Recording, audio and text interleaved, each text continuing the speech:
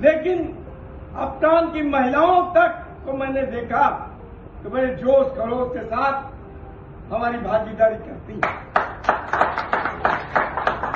अभी सुबह चौबे मीडिया विभाग ने आपको बताया कि अपटाउन की ही गीता वर्मा जो प्रदेश की अध्यक्ष है महिला विंग की, उनके पति की डेथ हो गई।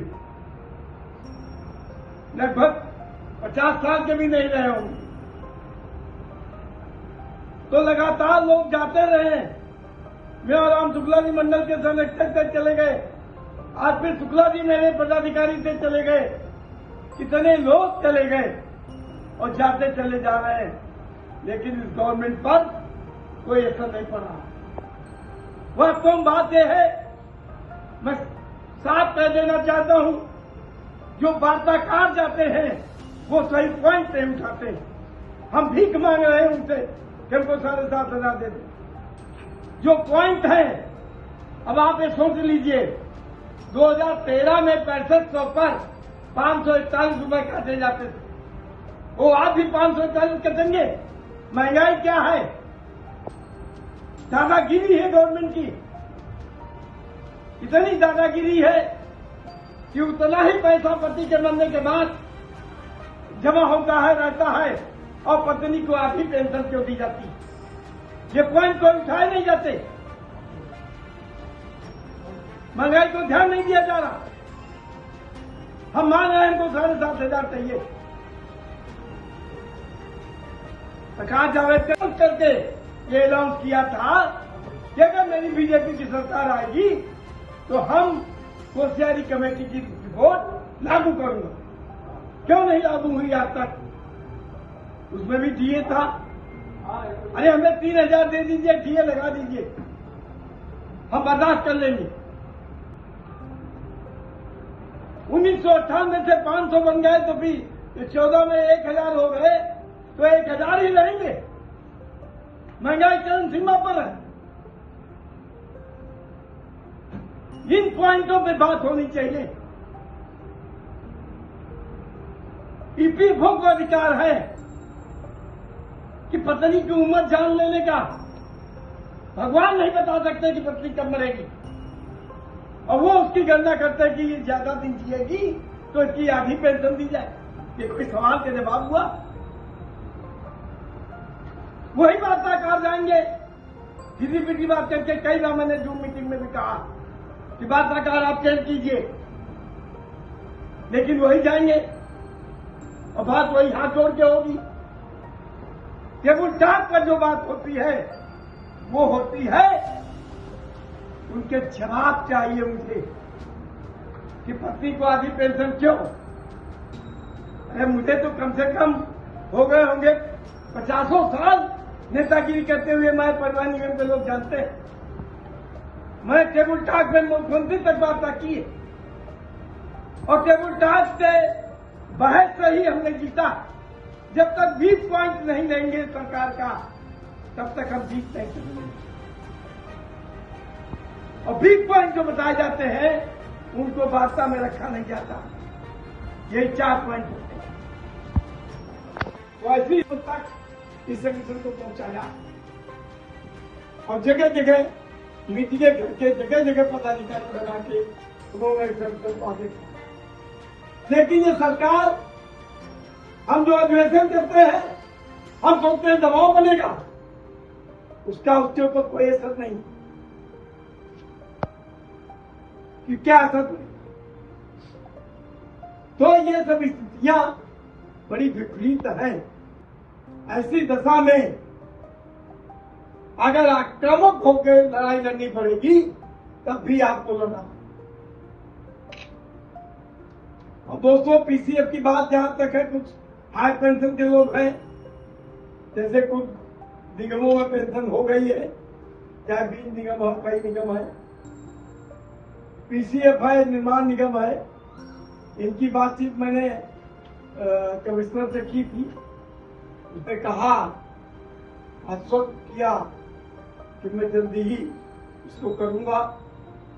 लेकिन कोई बात किसी ट्रेड यूनियन लीडर से जो शुरू होती है,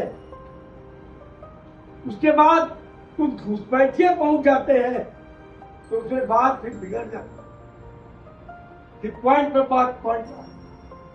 तो ये चीजें अगर होगी तो अपनी बात को पीछे खींच लेंगे। आप लोग जानिए, आपको काम करें। लीडरशिप वही होती है, हम कमांडर साहब के नेतृत्व में काम कर रहे हैं। वो कहेंगे बैठ जाओ तो बैठ जाए, कहीं खड़े होके नारा लगाओ नारा लगाए। तो जब तक ये समर्पण भावना नहीं होगी संगठन के पास, तब तक इसी तरह करेंगे, आएंगे चाहे 3.8 हो चाहे कोई बात। होशियार लोग जहां बिगाड़ देते हैं, कई संगठनों में भी हमारा छठे वेतन का जब होना था तो उसमें हड़ताल हमने की 2009 में। वार्ता हमसे होनी चाहिए। नियम है, उस नियम के आधार पर ही आगे चलता है। और अगर संगठन नियमानुसार चला होता तो आज पेंशन के लिए हम वंचित न होते। आज जो स्थितियां हमारी बन गई है, केवल सबको ज्ञापन देने से नहीं होता, लड़ाई स्वयं लड़नी पड़ेगी, आक्रामक होकर लड़ना पड़ेगा, तभी सरकार सुनेगी, ऐसा नहीं सुनेगी। हम लोगों ने विधानसभा खेला है, निगम कर्मचारी राज कर्मचारी केंद्र और राज्य का वेतन एक कैसे किए, विधानसभा की बाउंड्री तक पहुंच गई। तो जब तक हम लड़ेंगे नहीं, एक बात अवश्य है कि हमारे अंदर सब पेंशनों के अंदर एकजुटता नहीं। ये एकजुटता इसलिए नहीं है कि बूढ़े लोग पहुंच नहीं पाते, रोग से ग्रसित होते हैं। लेकिन अगर 11 लाख उत्तर प्रदेश में पेंशनर आए EPF 95 का, अगर वो एक रुपया केंद्रीय नेतृत्व पर चंदा देगा तो 11 लाख रुपए होंगे, हमको चंदा की भीख मांगनी नहीं पड़ेगी। ये भी नहीं कोई करता। होम से क्या हुआ, जितने लोग आए हैं जिस विभाग से, उनसे पूछा जाएगा कि क्या हुआ मीटिंग में, क्या हुआ, सब पेंशन बनेगी, क्या हुआ। आने की आवश्यकता नहीं, अरे नहीं आने की आवश्यकता। जो जा रहा है पैसा नहीं है, आप धन का सहयोग कर दे, उससे वो पहुंच जाएगा। एक रुपया डालेंगे तो उसको किसी मांगना नहीं पड़ेगा। तो वो स्थिति आने के लिए तभी संगठन आगे बढ़ेगा। और वास्तव में हम आपको एक अंदर की बात बता दें, दिल्ली पीओ में एक मीटिंग हुई, वही के कमिश्नर ने मुझे फोन करके किया कि आपको खुशखबरी जल्दी ही मिलने वाली है। ये आशा की किरण जागी, मैंने अंदर बात नहीं रखी, आपको प्रदर्शित करूंगा। अब कितना मिलने वाला है ये तो वही जाने। 7,500 नहीं मिलने वाला, ये परसों की और कमिश्नर का। और सीनियर सिटीजन जो 5-6 लोग थे उनको सम्मानित भी किया गया।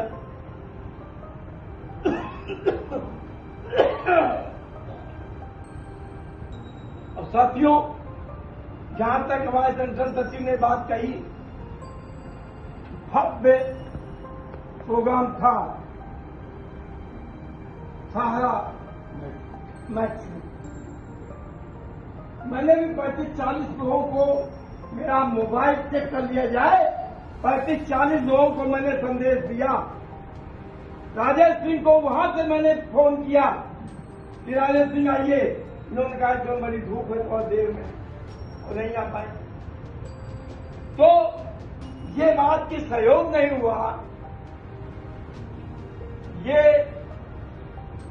गलत आरोप करना, ये अच्छी बात है।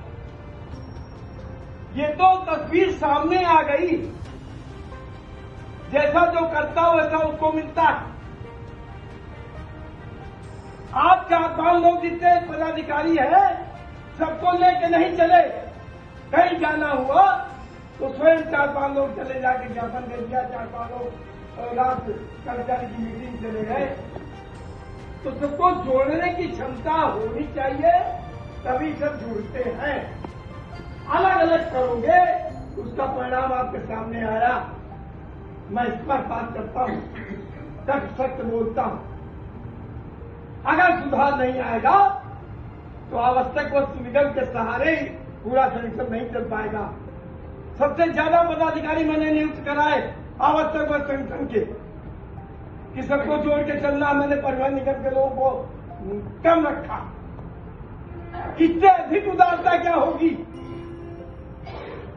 लेकिन उसमें चालाकी नहीं होनी चाहिए।